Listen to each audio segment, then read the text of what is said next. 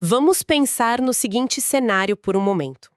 Pense numa diretriz oficial que instrui um líder comunitário local a pegar os documentos confidenciais das pessoas e jogar num incinerador para serem totalmente queimados. Uhum. Ou passar numa daquelas máquinas de fragmentar papel bem potentes, né? Exato. Parece cena de destruição de provas naqueles filmes de espionagem, sabe? Ou fechamento às pressas de uma base da CIA. Com certeza. Dá muito essa vibe. Pois é, mas por mais surpreendente que seja, quem nos ouve precisa saber que esse é o protocolo oficial de proteção de dados de uma das maiores organizações religiosas do mundo. E é com essa imagem mental que a gente começa mais uma análise profunda sobre as engrenagens ocultas da informação. Uma baita imagem, diga-se de passagem. Entender de vez como funciona o sistema adventista de gestão de igrejas, que é mais conhecido como ACMS. O que os documentos mostram pra gente é uma transição fascinante. Pensa assim, estamos falando de uma instituição milenar, na sua essência, né, que durante séculos dependeu de livros de registro em papel, caligrafia cuidadosa, arquivos físicos gigantescos. E muito pó acumulado, imagina. Nossa, muito pó. Mas hoje, o ACMS atua como um verdadeiro centro de comando digital. E o objetivo não é, apenas registrar nomes para gerar umas estatísticas vazias. Certo. Eles usam tecnologia de ponta para o cuidado pastoral. Só que, ao ler o manual, fica claro uma atenção constante muito delicada. Que é aquela balança entre eficiência e segurança, né? Exatamente. A busca por uma eficiência global, quase instantânea, batendo de frente com a necessidade absoluta de proteger os dados e a privacidade de cada indivíduo ali em nível local. Então vamos analisar a arquitetura disso, porque quando a gente pensa num sistema que precisa conectar congregações no mundo inteiro, a escala parece meio assustadora. É monumental. Tipo, estamos falando de uma estrutura que precisa funcionar tanto numa mega igreja lá no centro de São Paulo, com milhares de membros, quanto numa pequena comunidade super remota que talvez tenha acesso intermitente à energia elétrica. Uhum. A intuição diz que a infraestrutura para rodar um monstro desses deveria ser colossal e extremamente cara para quem está na ponta da linha. Como que isso é implementado na prática sem quebrar financeiramente as congregações menores? A solução que o guia descreve é super moderna. Ela se apoia inteiramente numa infraestrutura de software como serviço baseada na nuvem. O famoso SaaS. Esse mesmo. O sistema é 100% online, acessado direto pelo navegador através de um endereço web, o acmsnet.org, e isso, na prática, elimina qualquer necessidade daquela infraestrutura local pesada. Ou seja, a igreja local não precisa comprar um servidor gigante. Não, de jeito nenhum. Não precisa comprar servidor, não precisa pagar aquelas licenças caríssimas de software de instalação, nem contratar profissionais de TI para montar rede interna. O que deve tirar um peso gigante das costas do pessoal. É bem parecido com a forma como a gente acessa um webmail ou um aplicativo de banco hoje em dia, né? O processamento pesado e o cofre de dados ficam lá nos servidores centrais, e o usuário só precisa de uma janela para enxergar tudo. Perfeito. A analogia do banco é ótima.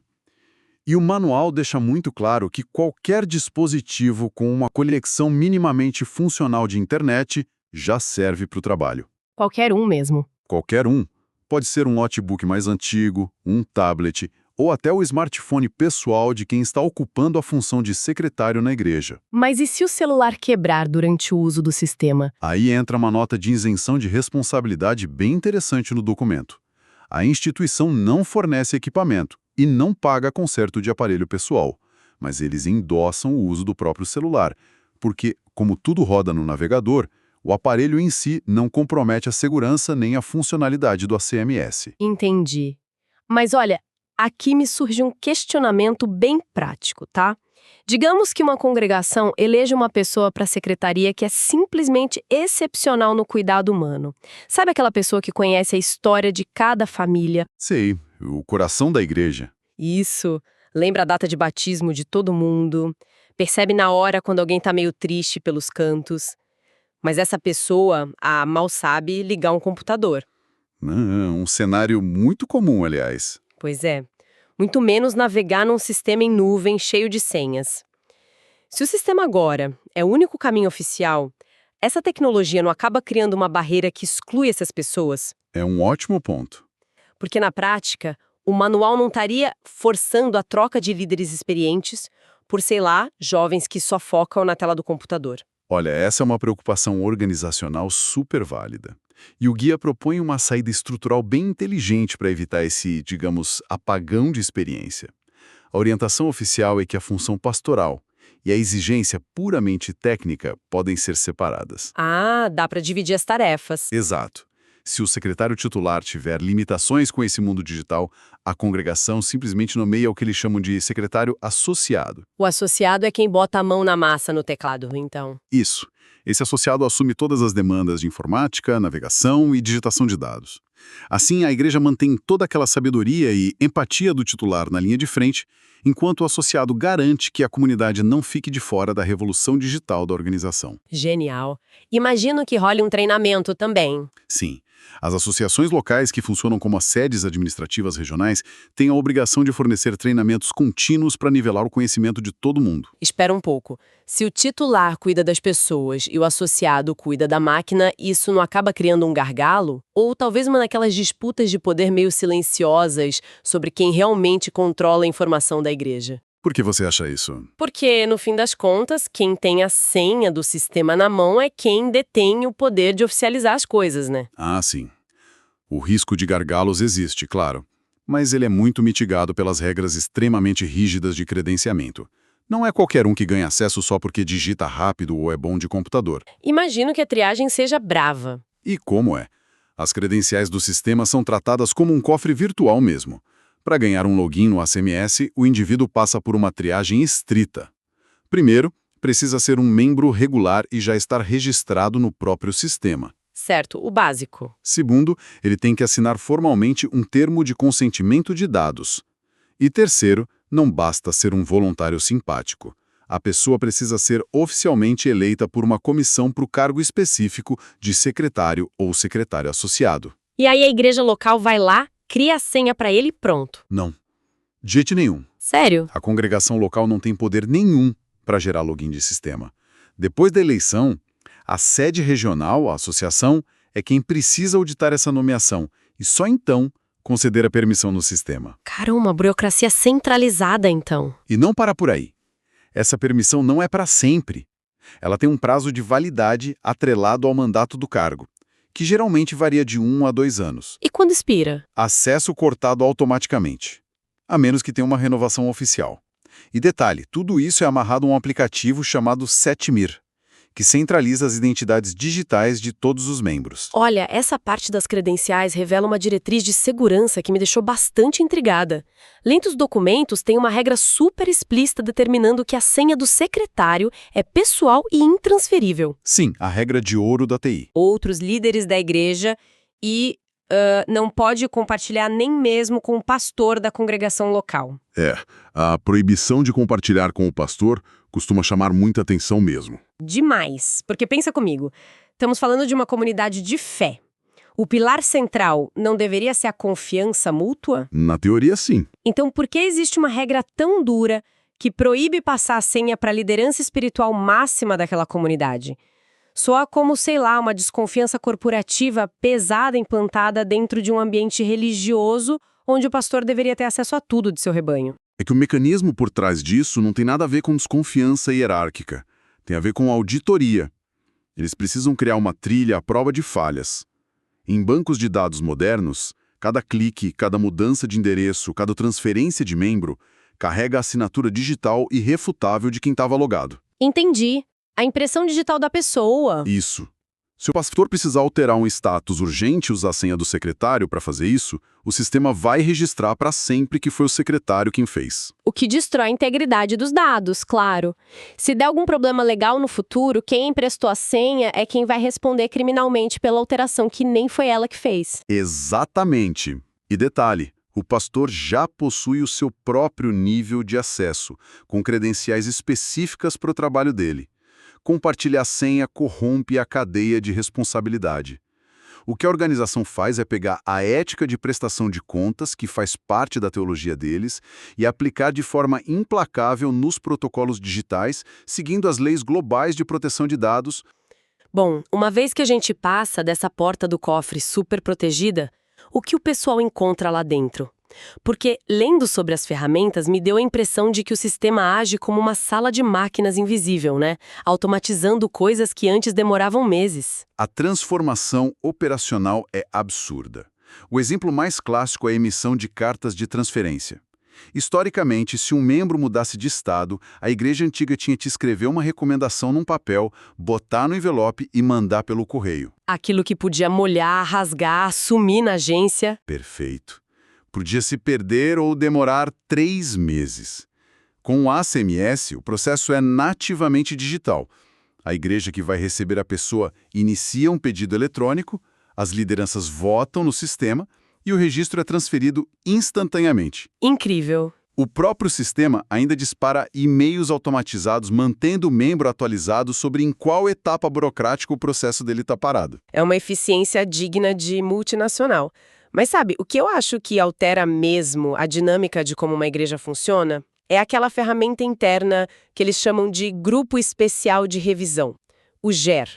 O GER é o coração do sistema. Avaliando as funções do GER, a analogia que me veio à cabeça é que o ACMS funciona como um imenso CRM espiritual. Para nossa audiência que talvez não conheça o termo corporativo, CRM é aquele software que as empresas usam para rastrear cliente, saber quando foi a última compra, essas coisas. Customer Relationship Management. Exatamente. Só que a diferença brutal aqui é o produto. Ninguém está rastreando vendas. Estão gerenciando o cuidado humano, a integração da pessoa na comunidade. Essa ideia de um CRM focado no pertencimento ilustra muito bem o propósito do GRI. A ferramenta basicamente força a liderança a não ficar no escuro. A responsabilidade não recai mais só sobre a boa memória do secretário. O sistema exige que a congregação inteira seja classificada periodicamente em listas bem dinâmicas. E como são essas listas na tela do computador? O software estrutura 5 categorias de acompanhamento. A primeira é a de membros frequentes, a galera ativa. A segunda lista é a dos membros não frequentes, que é o sistema acendendo uma luz amarela para quem começou a faltar. A terceira é focada nos membros a transferir, pessoas que avisaram que mudaram de endereço, mas ainda não regularizaram a papelada. E a quarta identifica os membros com localização desconhecida. Olha, me deixa só interromper rapidinho. Essas 4 primeiras listas são pura logística, né? Presença física e endereço. Mas o manual fala de uma 5ª lista que me pareceu ter uma carga emocional muito mais profunda. A lista de membros a resgatar. O que significa resgate, na prática, quando a gente está olhando para linhas de código num software administrativo? A lista de resgate é o ponto alto do sistema, onde a tecnologia atende à missão existencial deles. Na maioria das instituições, quando alguém some ou quebra uma regra, a tendência da burocracia é, arquivar o nome da pessoa ou remover de vez para manter a estatística bonita. Limpar o banco de dados. Isso. Mas o GER não permite essa saída fácil. A lista de resgate obriga o pastor, os anciãos e o secretário a criarem um plano de ação documentado. Eles têm que ir atrás da pessoa ativamente, oferecer apoio, tentar entender o que houve antes de tomar qualquer medida administrativa. O software é tipo um alarme ético. Nossa, isso inverte totalmente o paradigma. Em vez de usar os dados para punir os ausentes, eles cruzam as informações para achar quem está, passando despercebido na comunidade. E acho que isso se conecta muito com aquela 4ª lista de pessoas com paradeiro desconhecido também, não é? Totalmente.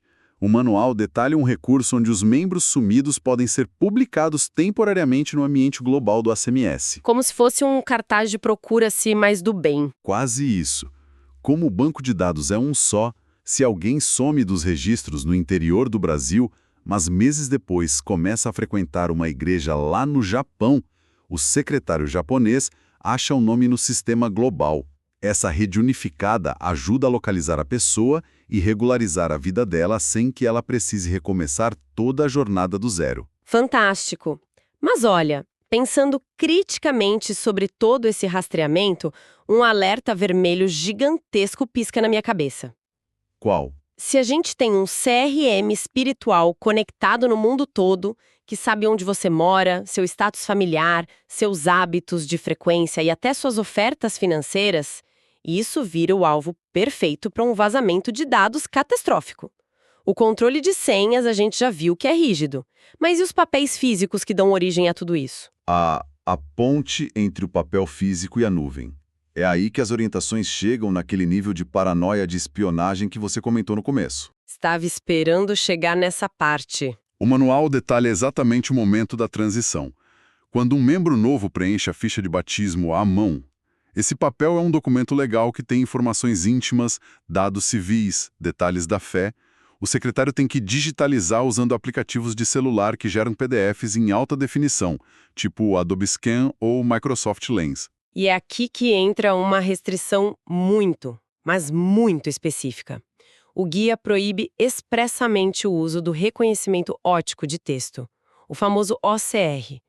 Por que eles baniriam uma tecnologia que serve justamente para facilitar as buscas depois? A proibição do OCR existe puramente para preservar a validade legal do documento. O OCR pega a imagem e tenta adivinhar quais letras estão ali para criar um texto editável. O problema é que o algoritmo erra, especialmente com caligrafia humana. Nossa, imagina a máquina lendo um número errado no CPF da pessoa. Pois é, e alterar os dados automaticamente sem ninguém ver. E pior, ao converter a imagem num texto, o arquivo perde aquele status jurídico de cópia autêntica. Para a lei, vira só um arquivo de texto qualquer. Então a digitalização tem que ser uma foto estática, exata, livre daqueles metadados ocultos que o OCR coloca. Faz todo sentido pensando na cadeia de custódia da informação. Mas o que fazer com o papel físico depois da foto é que me pegou de surpresa. Assim que o PDF sobe para a nuvem, o arquivo temporário é apagado do celular. Beleza. Mas e a ficha de papel assinada? Ela tem que ser, por regra, incinerada ou fragmentada até virar farelo. Virar cinzas. Antigamente, o pessoal usava verso de documento como rascunho para impressora ou jogava no lixo comum da calçada. Por que esse nível de eliminação física tão radical hoje? Jogar documento sensível no lixo expõe a igreja a processos judiciais milionários por causa das leis de privacidade. Se alguém mal intencionado acha uma ficha de batismo no lixo, ganha de brinde nome completo, data de nascimento, nome da mãe e informações de filiação religiosa. Prato cheio para roubo de identidade ou fraude. Exato. Ou até discriminação religiosa em certos contextos. A incineração ou a fragmentação superfina é a única garantia de que o ciclo de vida do papel acabou. A única fonte da verdade passa a ser o cofre criptografado lá na nuvem. Incrível como o impacto de leis globais de privacidade, como a LGPD aqui no Brasil ou a GDPR na Europa, moldou até as rotinas mais básicas da igreja. O manual até aborda um cenário hipotético que eu achei bem curioso. O que acontece se, depois de todo esse trabalho, um membro vira e fala: olha, eu revogo meu consentimento, não quero mais meus dados nesses servidores do ACMS? É um direito legal dele. Sim, mas e aí? Essa pessoa é expulsa da comunidade por não aceitar o sistema? A resposta do sistema a essa revogação diz muito sobre as prioridades da instituição. O guia é muito claro. A pessoa não sofre nenhuma sanção espiritual. Ninguém é expulso ou desligado. A pessoa continua sendo membro com todos os direitos na igreja local. E o que acontece no sistema? O sistema faz uma exclusão profunda de dados e recua para o absoluto mínimo exigido por lei. O ACMS apaga fotos, histórico de frequência, número de telefone, e-mails, anotações do pastor. Fica praticamente vazio, então. Fica. Só retém o mínimo necessário para comprovação fiscal e manutenção do registro legal, que é o nome da pessoa, data de nascimento, sexo, o histórico do batismo em si e os dados de doações financeiras para fins contábeis. E só. Esse, para mim, é o momento em que a máquina se curva para o humano. É a prova de que eles preferem abrir mão de um banco de dados super rico do que abrir mão de ter a pessoa ali com eles. O sistema foi feito para suportar a missão, mas respeitando o limite da privacidade acima da simples conveniência administrativa. Se a gente olhar o projeto estrutural disso tudo de ponta a ponta, dá para notar que o uso da tecnologia aqui vai bem além de só modernizar processos. Cada senha intransferível, cada alerta do GER e cada papel queimado mostra um esforço monumental para manter o cuidado humano vivo, numa era onde as pessoas costumam virar apenas estatísticas no meio de tantos dados. O que mostra para quem está nos ouvindo que aquelas velhas salas empoeiradas e os armários de metal cinza deram lugar a um ambiente altamente responsível, né? Que não apenas guarda nomes, mas trabalha ativamente para garantir que conexões não se percam pelo tempo ou pela distância. Entender essa infraestrutura toda levanta uma questão fascinante sobre o nosso próprio futuro.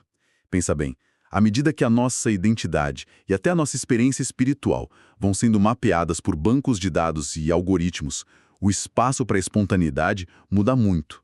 Se num futuro próximo um software conseguir cruzar os dados de frequência para prever o momento exato em que alguém está prestes a abandonar a fé, Nossa, é uma predição algorítmica de comportamento? isso. A grande pergunta é, será que o afeto humano genuíno vai conseguir agir mais rápido do que a conclusão fria do algoritmo? Uma excelente reflexão para a gente encerrar a discussão de hoje. Fica aí o convite para quem acompanha a gente continuar refletindo sobre essa tensão entre tecnologia e empatia e a continuar questionando as engrenagens invisíveis ao nosso redor até o nosso próximo mergulho profundo.